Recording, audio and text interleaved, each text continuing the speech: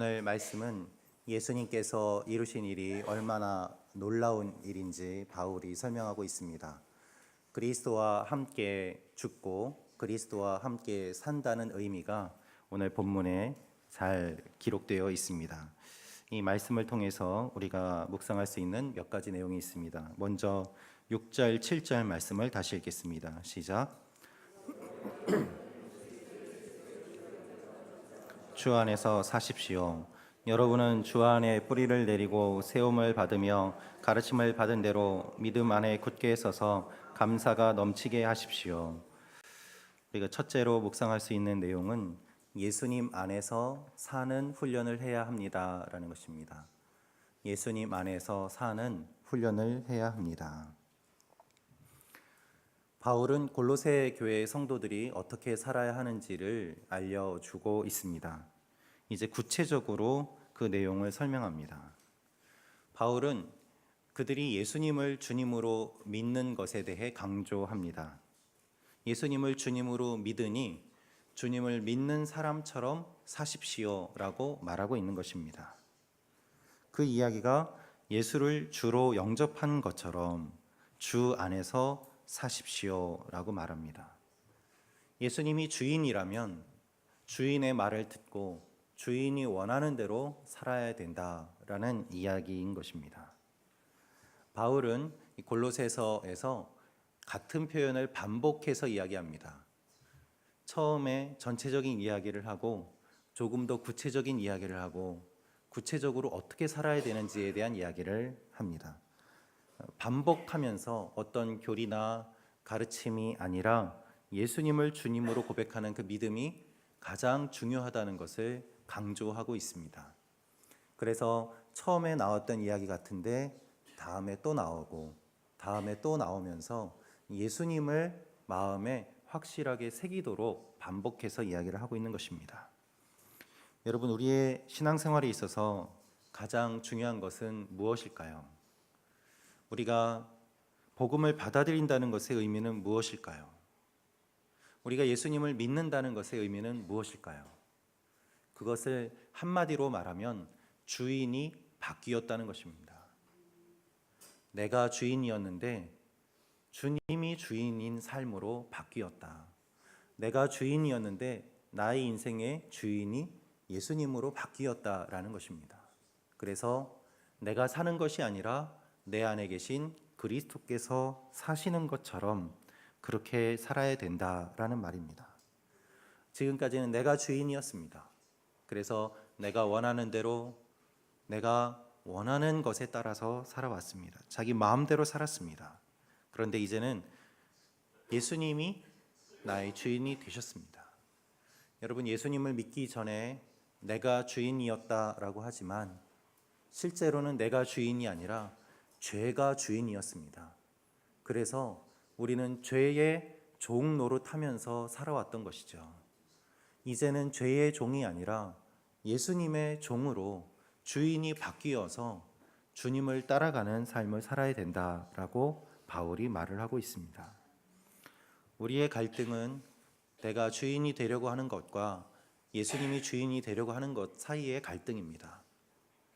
주님이 주인인 것은 머리로 알지만 우리의 삶 가운데 내가 주인이 되어서 살아가는 삶이 너무 많기 때문입니다. 그래서 이것을 이기기 위해서는 훈련이 필요합니다.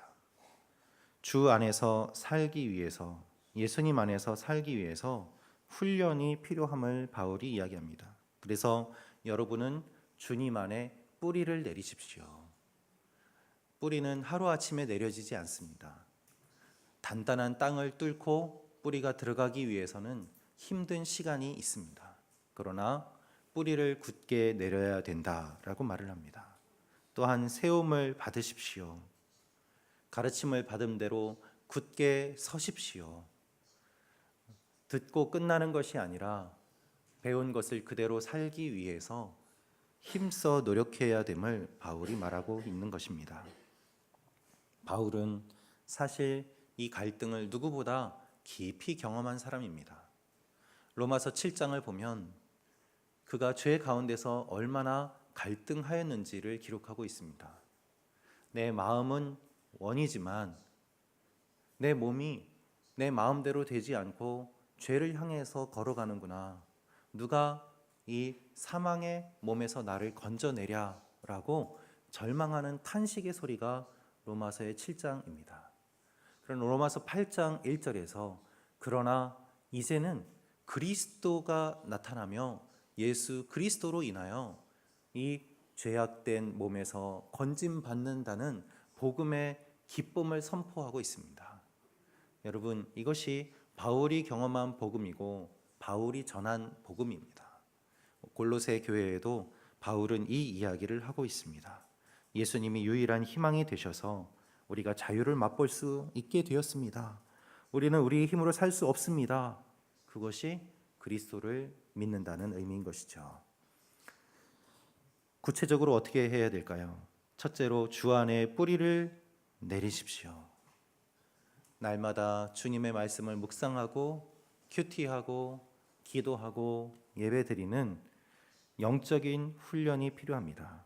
둘째로 세움을 받으며 가르침을 받아야 됩니다. 바른 가르침의 영향을 받아야 됩니다. 그리고 셋째로는 풍성하게 감사하십시오 말을 하면서 감사로 열매를 맺는 인생이 되어야 될 것을 말하고 있습니다. 이렇게 훈련할 때 주님 안에서 건강하게 성장하게 될 것을 이야기하고 있는 것이죠. 우리의 모습은 어떻습니까? 우리의 모습을 바라보며 뿌리를 더 깊이 내리도록 바른 복음의 가르침 위에 굳게 서도록 풍성하게 하나님께 감사하는 오늘 하루가 되기를 주님의 이름으로 축원합니다. 8절 말씀 다시 읽도록 하겠습니다. 시작.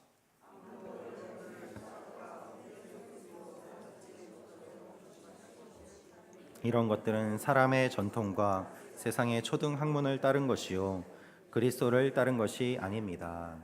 아멘. 두 번째로 묵상할 수 있는 것은 거짓 가르침을 주의해야 합니다라는 것입니다. 거짓 가르침을 주의해야 합니다. 아무도 여러분을 철학과 헛된 속임수로 사로잡지 못하도록 조심하십시오라고 말을 합니다. 왜냐하면 그것들이 주님을 따른 것이 아니기 때문입니다. 비록 철학뿐만 아니라 영적으로도 잘못된 가르침이 넘쳐나는 시대 가운데 살고 있습니다. 유튜브나 인터넷이나 다른 여러 미디어들을 통해서 바른 복음을 전하는 그러한 것들도 있지만 오히려 다른 종교와 이단들과 거짓 가르침들이 더 많이 넘쳐나는 시대이기도 합니다. 어떠한 것이 진리인지 바르게 분별하기 어려운 시대 가운데 우리는 살아가고 있습니다. 바울이 교회를 교회답게 지키기 위한 방법을 두 가지를 말합니다. 하나는 그리스도 안에 깊이 뿌리를 내리는 것입니다. 다른 하나는 거짓 가르침에 조심하는 것입니다. 초대 교회 때부터 거짓 가르침과 거짓 선생들이 교회 안에 들어와서 잘못된 가르침, 다른 복음을 전해왔습니다. 그래서 그 이야기를 듣고 많은 사람들이 미혹되기도 하고 예수님을 바르게 보지 못하는 일도 일어났습니다. 여러분, 사탄은 예수님의 십자가 앞에 패배했습니다. 그가 패배한 이후에 전략을 바꾸었는데 그 전략이 무엇인가 하면 세워진 교회를 공격하는 것입니다. 예수님을 공격했다가 실패하니까 예수님의 몸인 교회를 공격하면서 더 이상 복음이 전해지지 않도록 세워진 교회가 무너지도록 거짓 교사들이 교회에 들어와서 예수님이 이루신 구원의 사역을 바르게 이해하지 못하는 다른 복음을 전했던 것이죠. 예수님이 부활한 것이 진짜가 아니었다. 예수님이 부활한 것은 영혼만 부활한 것이다. 우리가 하나님 앞에서 바르게 살면 영적으로 거룩해지기 때문에 예수님의 십자가가 없어도 된다. 여러 가지 잘못된 가르침들이 이 안에 들어와 있었습니다. 특별히 골로새 지역 자체가 많은 우상 숭배가 있던 지역이고 의도적으로 그렇게 종교적인 색채가 강한 도시로 로마가 만들었던 곳이기도 합니다. 그래서 그러한 배경을 가진 사람들이 교회 안에 성도로 들어와 있기 때문에 잘못된 가르침에 속기 쉬운 배경과 환경 속에서 바울은 골로새 교회에 바른 복음을 전하고 있는 것입니다. 그리고 사탄의 전략은 지금까지도 이어지고 있습니다. 여러분, 우리가 예수님을 믿지만 얼마나 다른 많은 것들에 우리의 마음을 빼앗기고 있습니까? 우리가 예수님을 믿지만 우리가 예수님에 대해서 정말 얼마나 깊이 잘 알고 있습니까? 그것을 기억할 때에 우리가 어떠한 부분이 약한지를 알고 공격당하지 않도록 주의해야 할 것입니다. 바울이 이야기하는 것 중에 하나가 철학이 있습니다. 우리를 속이는 것 중에 철학이 있다라고 말을 합니다. 근데 바울이 말하는 이 철학은 지금 우리가 생각하는 이 철학과는 조금 다릅니다.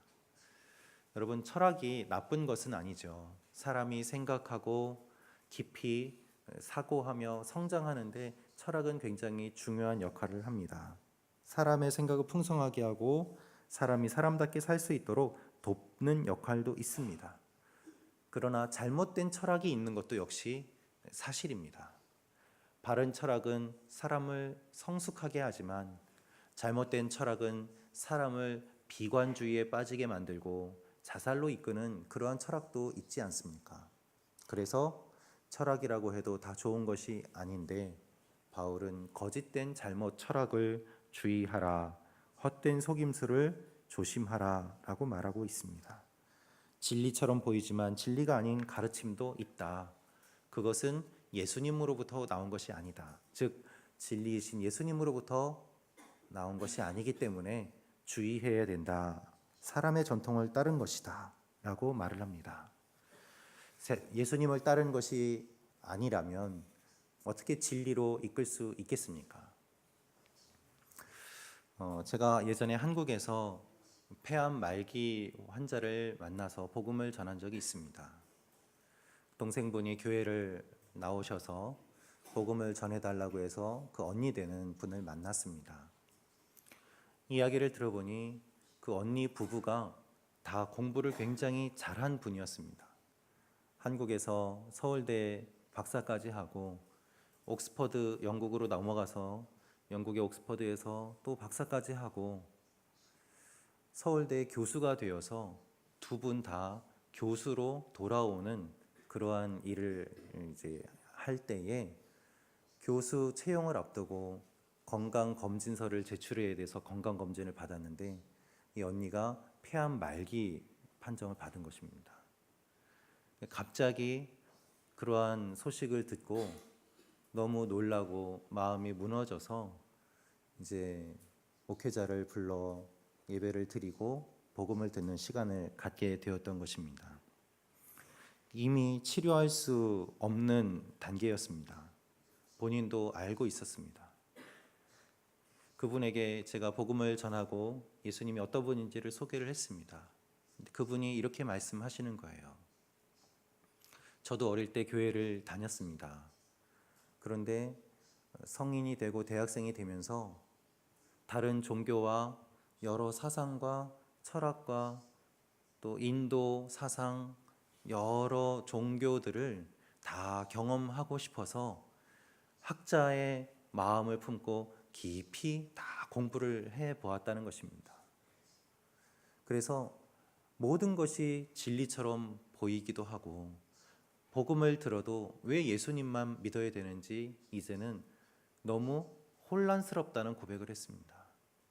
예수님을 이제 믿고 싶은데 지금까지 자신이 경험하고 가져왔던 그 많은 것들이 예수님이 믿어지지 않게 방해가 되는 것을 경험하면서 마음이 힘들다는 고백을 한 적이 있습니다. 복음을 들어도 철학적으로 해석하고 다른 방식으로 해석하는 저의 모습을 봅니다. 기도해 주세요 라고 하시더라고요. 많은 지식으로 예수님 앞에 나오는 것이 아니라 오히려 본인 스스로가 이 많은 지식 때문에 예수님을 믿는 것이 방해가 된다는 그 고백을 들으며 저는 마음이 참 아팠습니다. 매우 힘들게 믿음을 고백하고 예수님을 믿고 싶다는 그 간절한 마음이 전해져 왔기 때문입니다.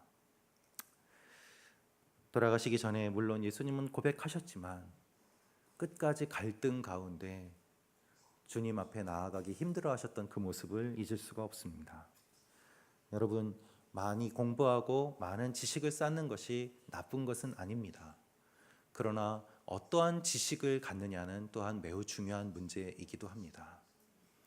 바른 지식을 많이 가질 때 그것을 통해서 하나님께 영광 돌리고 주님께로 깊이 나아갈 수 있지 않겠습니까?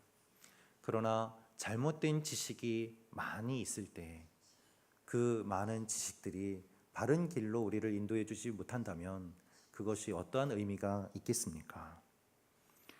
우리가 가진 모든 것들은 그리스도를 따른 것이어야만 할 것입니다. 그것으로 그리스도의 길을 걸어가고 그것으로 주님의 영광을 나타낼 때에 그때에만이 진정한 의미가 있을 것이기 때문입니다. 우리의 삶에는 많은 가르침들이 있습니다. 그것이 좋은 것도 있고 좋지 않은 것도 있음을 잘 분별하며 주님 앞에 바르게 깨어있는 여러분과 제가 되어야 될 것입니다. 우리가 많이 배우면 배울수록 겸손해야 되는 이유가 이것이고 우리가 또한 계속 깨어 있어야만 하는 이유가 바로 이것입니다. 우리의 판단 기준은 무엇입니까? 예수 그리스도입니다. 그리스도께로 나온 것인가? 그리스도를 위한 것인가? 하나님의 바른 길을 걸어가기 위한 것인가? 그것을 기억하며 오늘 하루를 살아가시는 여러분과 제가 되기를 축원합니다. 9절에서 15절 말씀 같이 읽겠습니다. 시작.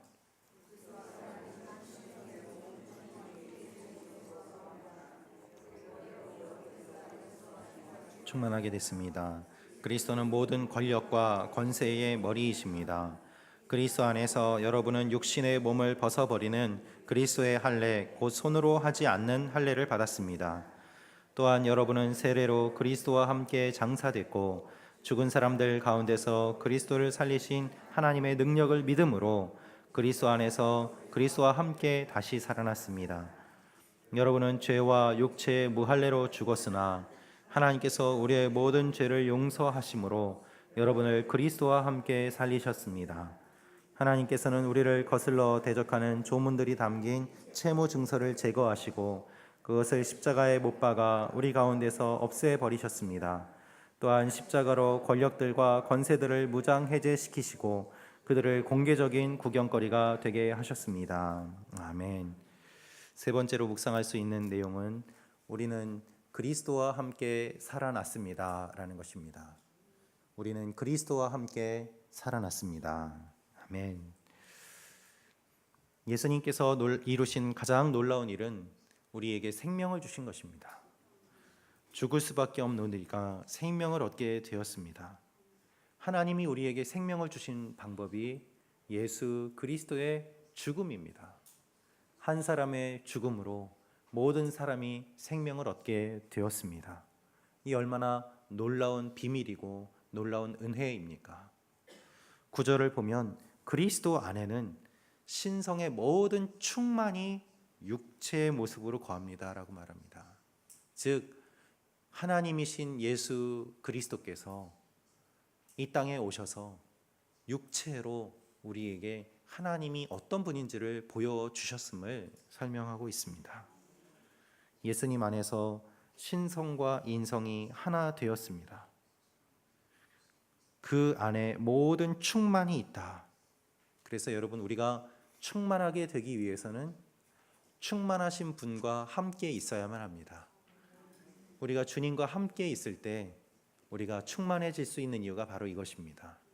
그리스도 안에서 모든 것이 충만하게 거하기 때문입니다. 예수님 안에서 충만하게 된다는 의미는 무엇입니까? 여러분 우리는 죄 가운데서 살았습니다. 부족한 가운데서 살았습니다. 하나님의 공급이 끊어졌기 때문입니다. 죽음의 두려움 가운데 살았습니다. 육체의 정욕에 따라 살았습니다.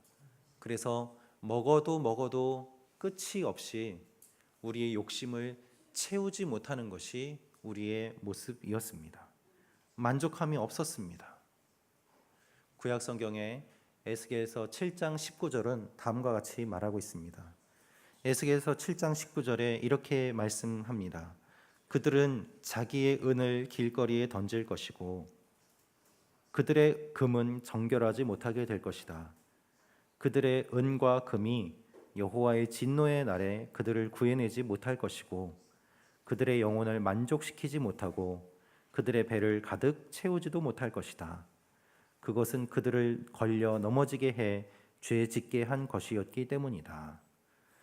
은과 금으로 그들의 영혼을 채우지 못했기 때문에 그들이 걸려 넘어지고 그것이 다 소용없게 되는 날이 올 것임을 말씀하고 계십니다. 은으로 채울 수 없습니다. 금으로 채울 수 없습니다. 다른 어떤 것으로도 채울 수 없습니다. 예수님만으로 채울 수 있습니다. 하나님의 은혜와 사랑만으로 채울 수 있습니다. 그래서 그리스도 안에 있을 때 우리가 충만하게 된다라고 말을 하고 있습니다. 예수님을 믿은 다음에 우리는 이렇게 고백하지 않습니까? 주님 한 분만으로 만족합니다라고 말입니다. 그것이 충만을 경험하는 것입니다. 오늘 말씀을 보면 하나님께서는 우리를 용서해 주셨습니다. 주님이 그리스도를 살리신 것처럼 우리도 살려주시고 우리는 죽었지만 주님이 살려주셔서 우리의 죄를 용서하셨다라고 말씀하고 있습니다. 어떻게 용서하셨습니까? 14절을 같이 읽겠습니다. 시작. 우리를 거슬러 대적하는 조문들이 담긴 채무 증서를 제거하시고 그것을 십자가에 못 박아 우리 가운데서 없애버리셨습니다. 아멘. 우리의 모든 증서가 다 없어졌습니다. 여러분, 고대에는 이 증서가 노예 증서가 빚에 대한 증서가 있었습니다. 이것이 벗어날 수 없게 하는 족쇄와 같았습니다. 다 갚지 않으면 이 증서를 없애지 못했습니다. 지금도 그렇지 않습니까? 계약서가 있습니다. 문서가 있습니다. 말이 아니라 문서가 가진 효력이 훨씬 큽니다. 그런데 하나님께서는 말로 용서하셨다는 것이 아니라 우리의 모든 죄의 그 증서를 다 없애주셨다라고 말씀하고 있습니다. 다시는 그것으로 우리를 비난하지 못하도록, 다시는 우리가 공격받지 못하도록 하나님께서 우리를 완전히 용서하셨다라고 말하고 있습니다. 할렐루야. 그래서 공식적으로 우리의 모든 죄가 다 용서되었음을 말씀하고 있습니다. 법적으로 다 끝났습니다. 그것이 우리가 얻은 자유입니다. 그리스도께서 십자가에 달려 돌아가심으로 우리를 묶고 있던 모든 억압과 마귀의 공격들이 다 끊어진 것입니다.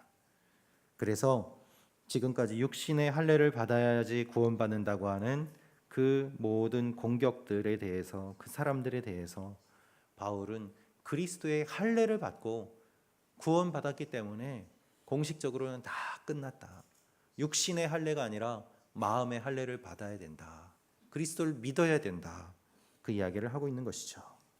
그래서 그 결과가 15절입니다. 십자가로 권력과 권세들을 무장해제시키셨습니다. 여러분, 십자가는 가장 약한 것이고 가장 추한 것이고 가장 무기력한 것이었습니다. 예수님은 아무 말씀도 하지 않고 십자가를 지셨습니다. 그러나 가장 약하고 가장 무기력하고 가장 아무것도 할 수 없는 것과 같은 그 십자가를 통해서 마귀의 모든 권세를 깨뜨리시고 세상의 모든 권세를 무너뜨리시고 하나님의 능력을 보여주셨습니다. 이것이 주님의 놀라운 방법이고 십자가의 은혜입니다. 약한 것 같지만 가장 강한 것, 그것이 하나님의 놀라운 방법이라서 하나님은 지금도 약한 사람들을 사용하십니다. 우리가 겸손하면 겸손할수록, 약하면 약할수록 하나님의 영광이 나타나는 이유가 바로 이것입니다. 십자가로 무장해제시키시고 그들을 공개적인 구경거리가 되게 하셨습니다. 예수님이 십자가에 달리셔서 구경거리가 되었을 때 이제는 사탄이 공개적으로 구경거리가 되고 사탄이 공개적으로 멸망당하는 십자가의 승리가 주어졌음을 바울은 기쁘게 선포하고 있는 것입니다. 여러분, 예수님을 조롱하던 사탄은 이제 조롱거리가 되었습니다. 할렐루야.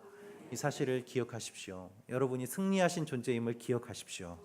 주님과 함께 죽었으니 주님과 함께 나 살리라.